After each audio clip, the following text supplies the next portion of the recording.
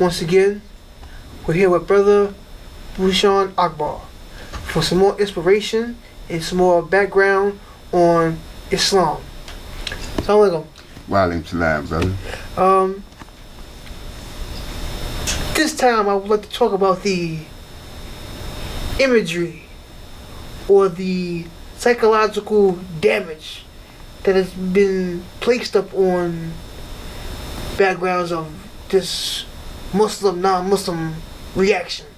What can you tell us about what's going on in the current media stage and how the mentality of the Muslim here in America? Whoa, okay. That was just loaded what you said. So let me first begin, like I always do, in the name of Allah, with the name of the Creator. As far as the imagery is concerned, the imagery that is placed on the Islam, the imagery usually comes from persons who are non-Muslim. And so being non-practitioners, they actually do not know the intricacies of the Islam. And so what happens is when you have ethnicity comes into play here. When you say Muslim in America, what comes to mind is Arabs and perhaps even Africans. They will come after foreigners. But really the black man, woman, and child here in America is naturally Islamically inclined, so that there is an impression that is given that excludes the traditional practices of the black family here in America. And so that where we have the non-Muslim talking about the Islam in ways that seems to be authoritative, they are not authoritative. They're in fact partly right and partly wrong. I might clarify and say they are partly right and mostly wrong. For instance, I remember giving a khutbah one day, an address to the people, and I said that the Islam is painted out to be a violent religion or way of life, when in fact it is not. And the reason that we get the impression that Islam is a violent way of life is because of the bombings that happened to the two World Trade Towers and these recent acts that have been called terrorists by these people who call themselves Muslims. These are foreigners. These are not black folk. And I must say black, white, because what's on me now at current events here in America tends to belie the pain that happens to exist in the black family in America, the so-called minority family in America. The ones who talk about the Islam give the impression that it is violent because of what happens to those people who call themselves Muslim and consider themselves Muslim. And their practices are far beyond what the Islam is. As I've said before, Islam is causative of peace. It means that you must be peaceful. Everything that you do in the Islam has to be about peace. It has to be about peace. That is to not take air life, one soul, from a creature to a being without the permission of the Creator. So these murders that happen, and murders against the law in the Islam, murder is against the law in the Islam. So these murders that happen then go across everyone who says that they are Muslim. Everyone who says that they're Muslim. However, what happens is, since the America tends to have this issue in her development and in her evolution with race, she's like a baby trying to grow up, to evolve into the being, but she knows bloodshed herself and denies it. So she places it on the black family. The black family. So the black family is oppressed because of his blackness and because he's a Muslim. A double whammy. So how does that affect the masjid in itself and the growth of the human being who wants to practice the law of Islam. So I was just, and I don't mean to be separate. I'm separatist. I mean to be very real. I mean to be very real about what I'm saying. This is a very real issue. I was just at a masjid, and I asked some of the people in the masjid. It was the foreign Muslims. They were foreigners. And I asked them, do you guys train in here, martial arts? And they said, no. And I said, why not? And they said, and began to recite Quran. So the speaker, what he did was he immediately mentioned the tragedy that happened in Dallas. When he mentioned the tragedy that happened in Dallas, he mentioned the 5 police officers that were murdered and the 11 or 12 officers that were injured as a result of the shooter, who we found out later was a black man. But he did not mention what happened in Louisiana. He did not mention what happened in Minnesota. He did not mention what happened on Atlantic Avenue with the road rage and the police officer shooting the black man in the head. And that made me feel kind of bad, because what he did was he leaned over to the establishment, and so as to exclude the real pain. And now we hear from authorities, the chiefs of police in Dallas, the governors of Minnesota, the Commissioner Bratton here in New York City, the racism is very real, and that the concerns that happen to the black man, woman, and child here in America must be dealt with. They must be recognized. This, by the way, feeds into the masjid. It feeds into the masjid, and so there's separation in the masjid amongst the ranks where there's supposed to be unity and togetherness. So is there any, or should I say, is there supposed to be any difference between the Caucasian Muslim and any African American Muslim or the foreign Muslim? Is there supposed to be any kind of distinction between that person who says they're in the Islam that was promulgated by the Prophet Muhammad?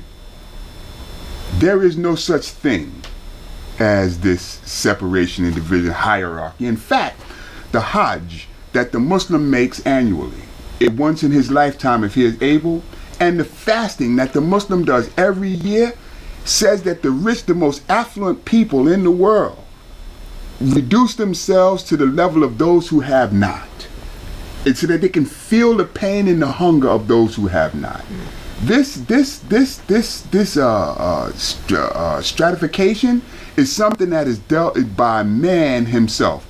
And I'm afraid to say that what man has done is man has left the words and the guidance of the Creator and has gone to follow his own greedy nature. So, as a level playing field, as a person of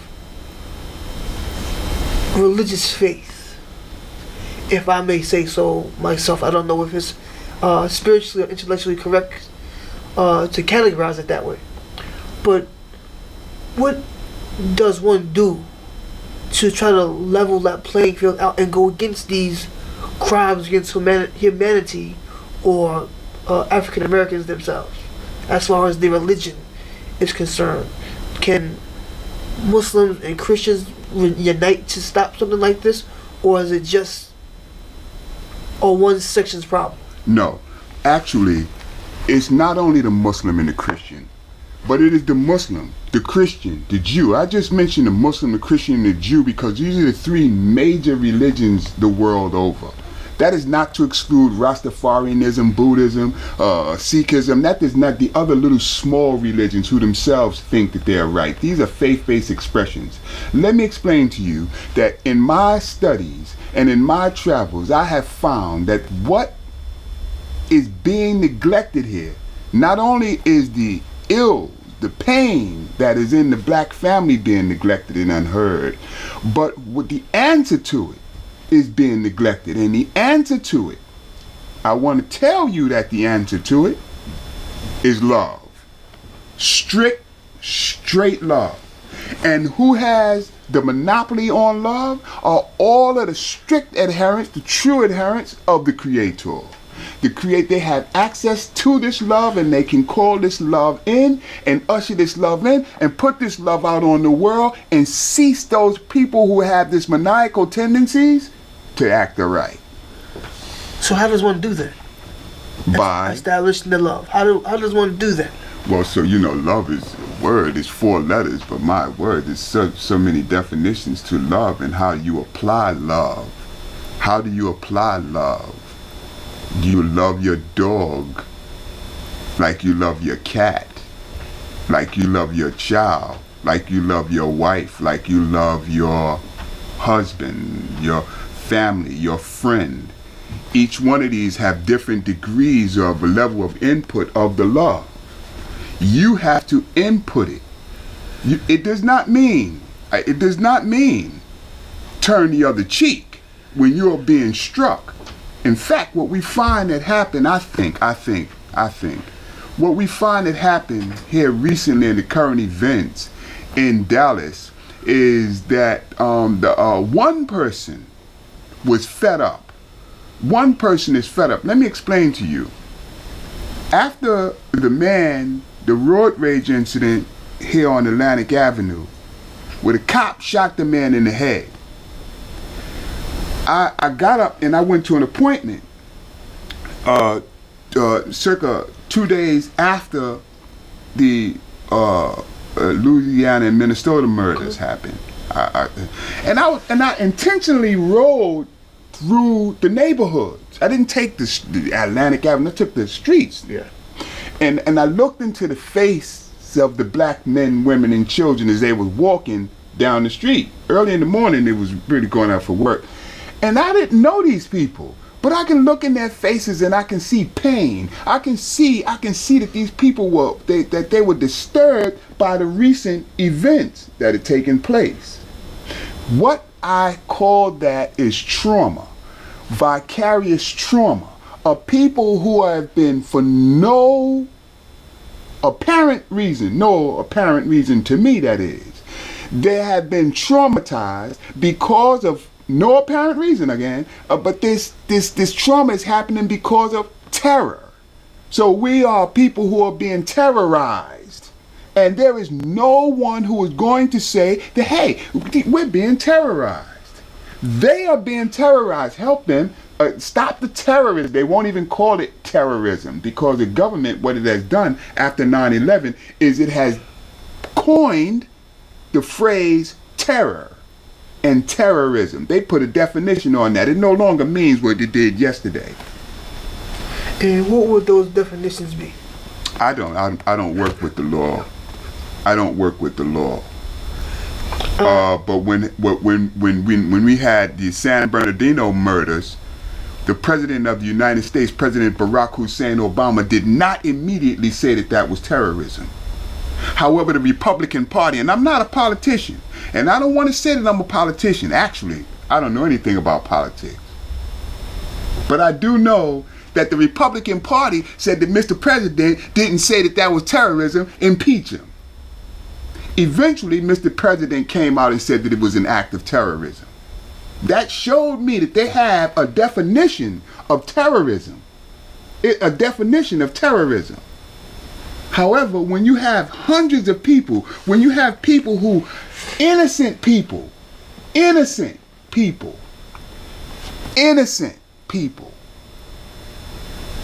who are in the bounds of law and in the bounds of right, being murdered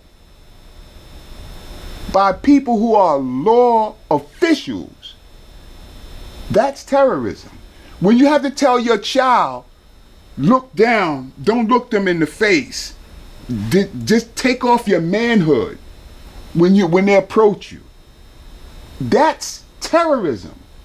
When you cannot be the man in your house around your woman, your wife, whom you have to protect, that's terrorism. Because you're scared to death that this person might kill you and get away with it. kill you and get away with it. So, in the formation of this, what is to be done if we are so mildly afraid to, first of all, say that we are Muslim, then to be approached and scared because of what your skin color may be and what your religious beliefs may be? How does one do their job or do their what they believe if they are so frightened? Let me try this way. First, I do not advocate fear. I'm a black man. That's the only thing I'm gonna be. I was born black. Maybe I was a little lighter. I got darker. When I die, I'm gonna get blacker. And everybody gets blacker when they dead. Everybody. I don't care who you are, you're gonna get black. Blacker. In fact, when we was born from blackness. So it's not about denying your blackness. It's not about being afraid to be a black, and it's not about being afraid to express your faith, praise, and expression. You know, Jesus is recorded to have said, to his followers, render unto Caesar that which is Caesar, but give unto God that which belongs to God. And that sounds like a simple statement, but it is in fact not a simple statement. God created everybody, the believers and the non-believers alike. When the rain cloud comes and it rains, who's ever under that rain cloud is going to get wet. Whether they're believers or not. Whether they're rich or poor or not, they're going to get wet. Whether they have an umbrella or not, they're going to get wet. They're going to get wet. That's God's doing. The Creator's doing, not man's doing. So it's not about being afraid to express your faith-based religion. To say that you're not this thing because of these people. No. What it is just those people. That is not our issue. It's not our issue. It's their issue. Racism is not our issue. Racism is the one who brings it to us. That's their problem. And they're putting it on us. You see, they don't have what we have. Naturally. They don't have what we have, so they're saying that they have it and we don't. So they're trying to steal it away from us. Steal the glory away from us. The Prophet Muhammad, in the earlier days of the Islam, before the Muslim could fight, the only thing the Muslim could do was get beat up. He could be slaved and murdered and couldn't do nothing. The Prophet Muhammad Islam would go and pray. He would go and pray for the victor, ones who made the transgression. He would pray. And he would pray a prayer called kunut, which is humility. That was the answer. And this is the love that I'm talking about. This is the love that I'm talking about. It is talking about ushering in assistance that is unseen. For the ones who don't know, we have to get help because we don't have any help. Unseen help. Okay, and we have to close out to our next segment, but I want us to leave off with this, if you could answer. So we mentioned different religious, whether it's Jewish or Christian or Muslim. There was always a question that says, what would Jesus do? In your studies, what would Abraham, Jesus, and the Prophet Muhammad, what would they say or do to your understanding as what's going on today? Well, I just said that the Prophet Muhammad Islam in the sites of murder, with 72 Muslims were murdered and women were raped, he prayed for the ones who did the murder and the rapes. He prayed for them. And that's what I'm talking about. I'm talking about summoning love beyond the shadow of a doubt. A shadow of a doubt. Love. And why do you think that was? Excuse me? Why do you think that was that he would pray for them? Well, actually, I think that it was because those people came from a violent society. The early Arabian society was extremely violent. And so the Prophet Muhammad had to take the people away from violence and into love. And the way that he took it from that was not giving them violence, but showing them love and discipline. Okay, and you think that Jesus and Abraham will do the same? Absolutely. They were all brothers of the same cloth. They all spoke the same words, different languages. There was no difference in the laws that they gave to their people at different times. In fact, the Prophet Muhammad, before he became the prophet, prayed just like Abraham did. And we have it that Abraham was neither Christian, Jew, nor Muslim, but he was upright. And Muhammad came centuries after Abraham. Okay.